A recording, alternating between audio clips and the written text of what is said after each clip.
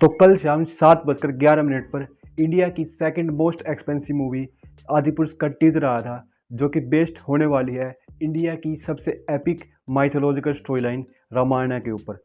और उसके ऊपर है इसमें प्रभास एज राम, कृति सनन एज सीता और सैफ अली खान एज रावणा। उसके ऊपर 500 करोड़ का बजट और ओम रावत जैसे डायरेक्टर।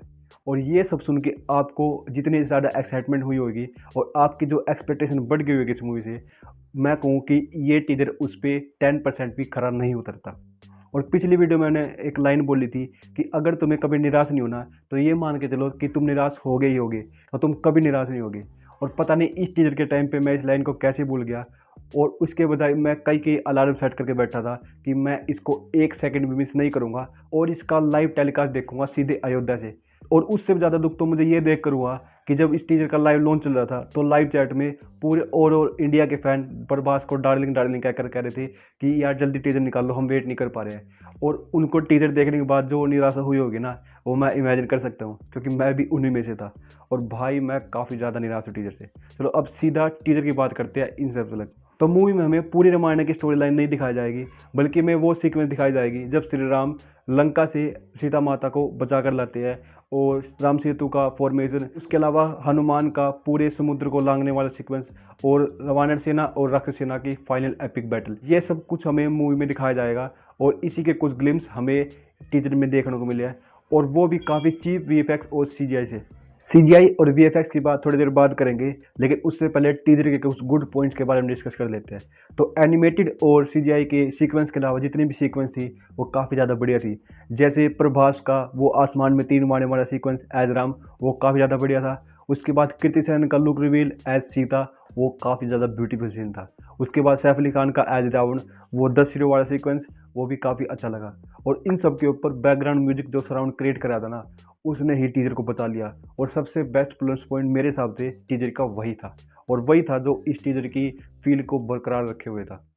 तो अब बात करते हैं सीधा इसके वीएफएक्स और सीजीआई के बारे में। तो सच बताऊं तो सबसे पहला जो मेरे माइंड में थॉट आया था वो यही था कि कई बच्चों के लिए तो नहीं बना रहे ना ये, कहीं हमें पागल हो यही सोच के बैठे हो कि ये कोई लाइव एक्शन मूवी होने वाली है और ये इसको पोगो पे रिलीज करने की प्लानिंग कर रहे हैं। ऑफ कोर्स ये तो नहीं है कि इसको पोगो पे रिलीज करेंगे, वो तो मजाक था। लेकिन अगर सीरियस से बात करूँ तो इसका एनिमेशन और सीजीआई टू बी ऑनेस्ट काफ़ी ज़्यादा बेकार था। और जिन्होंने देखा होगा वो मन से सोच रहे होंगे, ना कि एक डाई फैन की तरफ, तो उनको पता होगा कि ये कितना बेकार सीजीआई था। बल्कि मुझे लग रहा था कि ये कहीं मोटू पतलू के यूनिवर्स में तो एग्जिस्ट नहीं करती ना। और इसका जो राक्षस सेना, भाई वो रावण की सेना से ज़्यादा किरमाड़ा की सेना लग रही थी, इतना बैड वीएफएक्स। उसके ऊपर से लाइटनिंग भी काफ़ी ज़्यादा बेकार थी। और सबसे बुरा सीक्वेंस वो जब रावण उस ड्रैगन पे, उस बैट पे जो भी था वो उस पर बैठ के आता, एक बार वो सीन तुम जाके देखो, उससे अच्छा एनिमेशन वीएफएक्स आजकल ये यूट्यूब वाले कर रहे हैं। तुम एक बार खुद से क्वेश्चन करो, जब तुम्हें ऐसी स्टोरी लाइन का पता है पहले से कि क्या हुआ था रामायण में क्या नहीं हुआ था, तो तुम किस लिए थिएटर में जाते हो? उसको एक्सपीरियंस करने के लिए, उसको फील करने के लिए, अपने आप को प्राउड करने के लिए। और जब तुम ऐसे सीक्वेंस देखेंगे तो यार तुम्हारे क्या रिएक्शन होंगे तुम खुद सोच सकते हो। इमेजिन करके देखो, 500 करोड़ का बजट प्लस ओम राव जैसे डायरेक्टर जिन्होंने तानाजी 125 करोड़ में बनाई थी, और उसके वॉर सीक्वेंस कितने ज़्यादा बढ़िया थे वो मुझे तुम्हें बताने की भी ज़रूरत नहीं है। और उसी के साथ साथ इंडिया की ये सेकंड हाईएस्ट बजट वाली मूवी है 500 करोड़ के साथ, जो कि आरआरआर से सिर्फ 50 करोड़ कम है। और आरआरआर और इसका कोई कंपैरिजन बनता ही नहीं है वीएफएक्स के मामले में। ऑनेस्टली बताऊं तो अब मुझे सिर्फ राजामौली ऐसे डायरेक्टर लगते हैं इंडियन सिनेमा में जो कि इतने बड़े बजट को हैंडल कर सकते हैं, और उसके साथ साथ हमारी जो एक्सपेक्टेशन है उसको भी वो एक स्टेप आगे लेके जाके फुलफिल कर सकते हैं। और इसी मामले में हैट्स ऑफ टू राजामौली हमें इतने बढ़िया एक्सपीरियंस देने के लिए।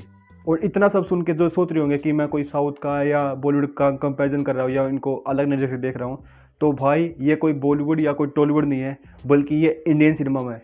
और यहीं पर नेक्स्ट पॉइंट आता है फ्रीडम ऑफ चॉइस। और फ्रीडम ऑफ चॉइस का सिनेमा मतलब है कि तुम पूरे ऑल ओवर द वर्ल्ड से किसी भी इंडस्ट्री से बेस्ट पर्सन और बेस्ट टीम को एक स्पेसिफिक काम के लिए हायर कर सकते हो। उसके अलावा तुम बेस्ट टेक्नोलॉजी हायर कर सकते हो पूरे वर्ल्ड से एक सिनेमा में एक फील को क्रिएट करने के लिए।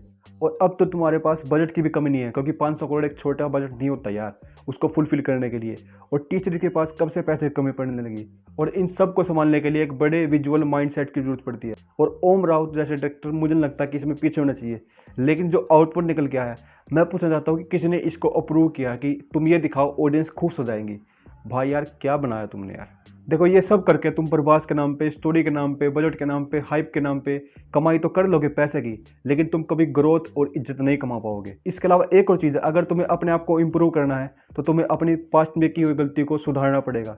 और ये गलती 2 बार कर चुके हैं एक्सपेरिमेंट के नाम पे, साहो और राधेश्याम में। जिनको पता वो समझ गए होंगे कि मैं किसी की बात कर रहा हूँ। मैं बात कर रहा हूँ प्रभास की हिंदी डबिंग के बारे में। जैसे डेडपूल पे संकेत मात्रे, वैसे ही प्रभास पे शरद खेलकर, इनसे बेस्ट आवाज़ अब तक कोई शूट नहीं हुई है। और जैसे इन्होंने साहो और राधेश्याम में किया था प्रभास की हिंदी ओरिजिनल वॉइस को लेकर, फैंस साउथ में तो चल जाएंगे लेकिन नॉर्थ में वो नहीं चलेगी। और भाई मेरी रिक्वेस्ट है कि तुम अब भी डबिंग करवा लो, तुम्हारे पास 1 महीना का टाइम है।